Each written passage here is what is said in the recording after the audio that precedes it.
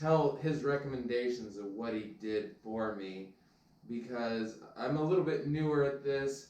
I definitely overstepped my boundaries, but no, that's not true. What the problem was is that you brought in a plant that you should have brought into the room, and you didn't know any better, and somebody told you something different, and they said they were clean, and they lied, whatever. I don't know if they lied or didn't lie, whatever, but they weren't clean, and then that's what happened, okay?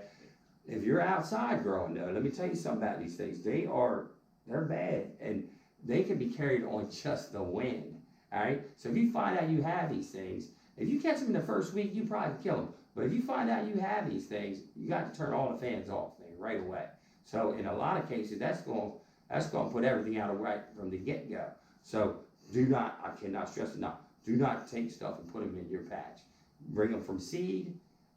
That's the only way to go with it. And if you got to get clones, it's the only way you can do it. Then get them, buy some of this stuff up in advance, get some of this diatomaceous earth, and get some of this sulfur, and put that stuff down just to be safe. Because I think that once it gets into the soil, we have 50-gallon pots in here, see? So you see how pretty the plants are, done everything right, but it's in the soil. So, I mean, I'm asking you, are you ever going to grow in soil again? Probably not. Yeah.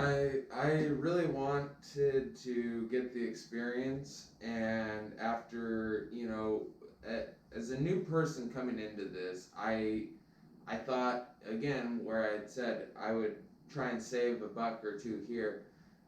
It was foolish, but here's the best thing of what we've learned is we didn't have to learn it the hard way, and this is what I mean by the hard way.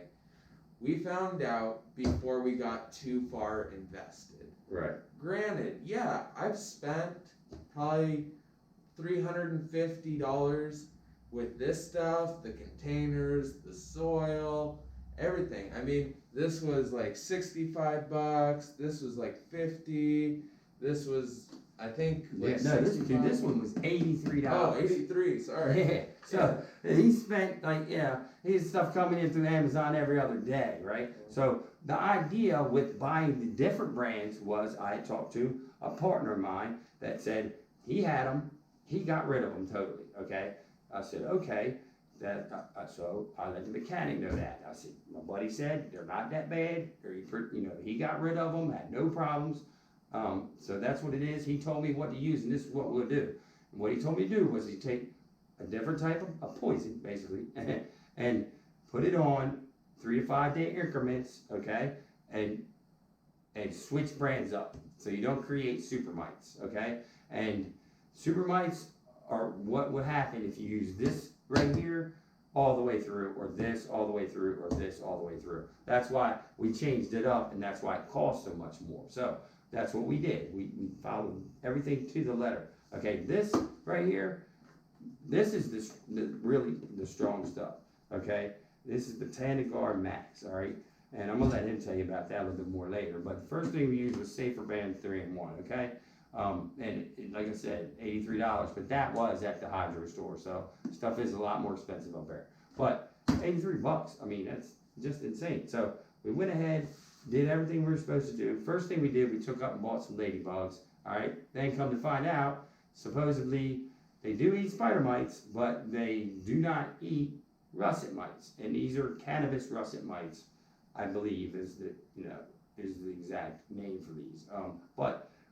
So they're not supposed to eat the russet mites. What they looked like, they stayed in the patch in here, so it looked like that it was, good to go, that they were doing their job. So, but then we wanted to go ahead, and then we ordered everything and got it in. So we started with the Safer brand. We sprayed it up. We started with the ladybugs. We hung them up. They started getting on the plants. It looked like they were doing pretty good. They were at the top. So then we put the Safer brand on it, all right? And then did it. And we actually checked the other video. We'll show you how we sprayed it. So we did that one video just to give you a heads up on how to get the spray done, okay? And then we moved over to the BotaniGard Maxx XX. This is the strong stuff, okay? Then we moved to the orchard spray, all right? And that's the citrus fruit and nut orchard spray. That's by Bonide. That's the same company that makes the sulfur. The sulfur was only about $5. The Bonide stuff, this I said it was about 40 and change, and this was 50 and change, and this was 83 or something. And then I got the little sulfur burner here. yeah, and we also hung the sulfur burner. Yeah. Put sulfur in the top here, plug it up, and that's it. But be careful on this. Let me tell you all something.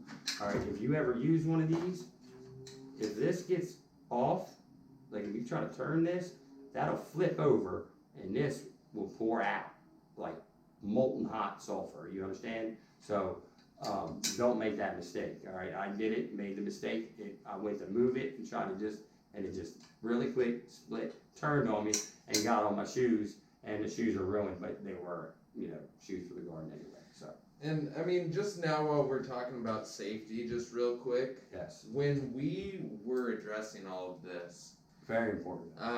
this stuff stinks to high heaven, and it has residuals, probably for 2-3 days, of that. It's like a sour smell, kind of almost like milk that's gone sour. So that was definitely, it needed to be ventilated afterwards, but I'll circle back to how we did this. This orchard spray was so much better. It didn't leave a smell, a stench, anything. Going back, this will burn your skin if you get on it. I'm talking about the fumes. The fumes will burn you as well. If you get it on your skin or any of that kind of stuff, keep going with that. Because go ahead and go into the part about how we're going to set up the room now too for next time. I guess let me finish what I was going to do on this orchard spray. So this orchard spray, we had done that, worked great. I want to finish how we had tackled this. We'll go into more detail when you can actually see the plants here.